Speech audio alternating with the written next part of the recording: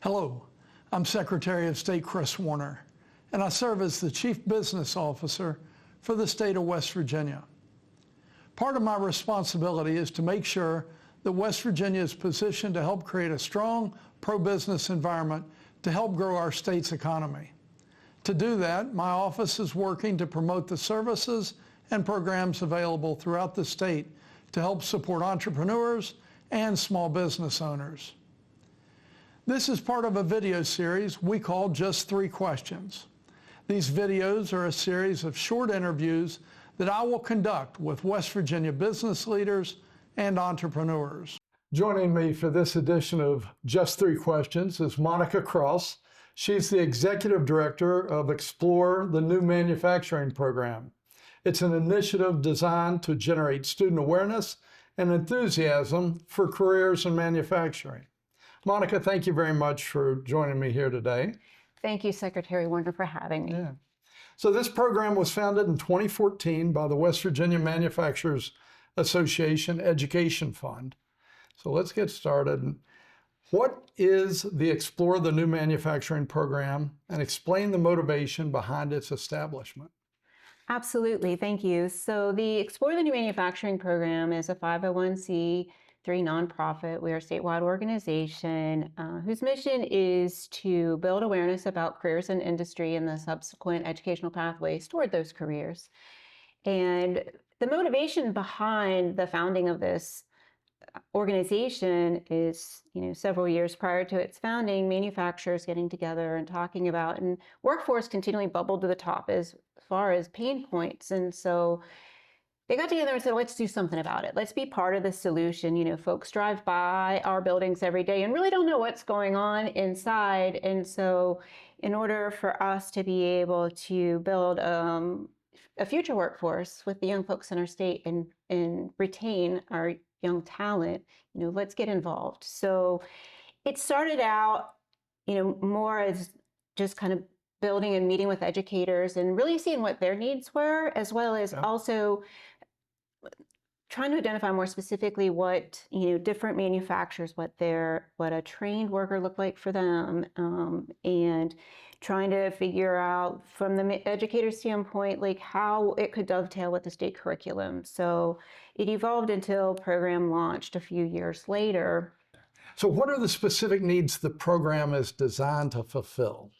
Absolutely. So when we first started surveying and collecting data, we knew we were going to try to close the skills gap. And what we found out very quickly was not only was there a skills gap, but there was an interest gap. And there was an interest gap because there was an awareness gap. So strategically, we looked at it and said, if we're waiting till high school, we haven't built that awareness early on, like further upstream, we need to go further upstream and build awareness, because with increased awareness, we'll have increased interest perhaps about these educational pathways, and then those skills, we can start closing those skills and then connecting them to the manufacturers who want to hire those skills.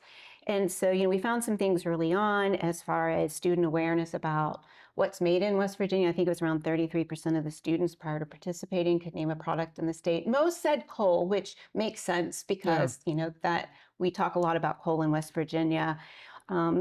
And the ability to connect the jobs that they aspire to have with the educational pathways to get there. And also, as far as just describing manufacturing, we heard a lot of like blacksmithing, coal mining, lumberjacking. There were certainly industries, but there seemed to be like a historical perspective as far as the students and how they saw manufacturing.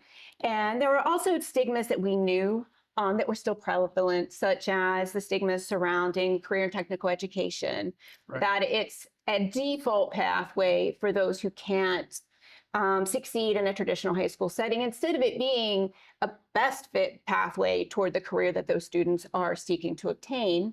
So how does the Explore the New Manufacturing program meet those identified needs? I love this question. So we're continually monitoring, our mission and the how that we use to get there, and then whether we're effective. We have a lot of quality metrics in place. We are always looking at it from, are we additive? Our teachers are tasked with meeting a lot of criteria from the state curriculum standpoint. is there a way we can deploy our programming so that it can be used as a tool to make it easier for them to meet those goals? For our manufacturers, understanding what a trained worker, what a workforce ready employee looks like to them, and then trying to identify where those programs may be developed in their area and making those connections. And for our students, trying to identify, their life experiences or what they're looking to pursue, whether it be directly into the workforce, 2-year, 4-year, whatever that looks like, and then again, where those resources are. So we're continually trying to make sure that we're additive in how we deploy our programming.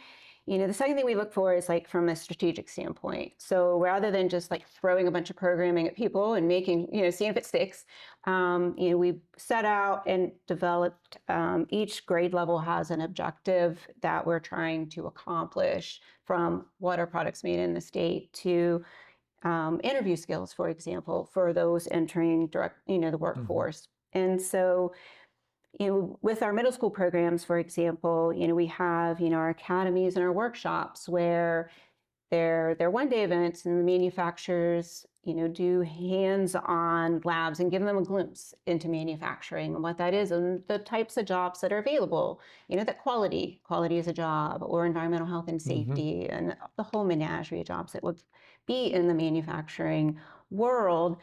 With our graphic design and our student video contest, it's a deeper engagement, with our the coolest product made in West Virginia graphic design challenge. They're partnered with the manufacturer, and they get to, learn about manufacturing from that perspective, and then create graphic designs that they'll have to compete with this spring and buy for which product's going to be the coolest product made in West Virginia. And then our likewise with our student video contest, they're partnered with a manufacturer and creating 3-minute videos as to this year's theme, which is what would the world look like without, and then whatever that product is. So they have to tell it through that particular lens. And then we have our high school programs. For example, we have a Manufacturing Innovation Challenge, which is one of our favorite programs. It's just amazing what these high school students do, where they're teamed with a manufacturer, and the manufacturer gives them a real world problem to solve.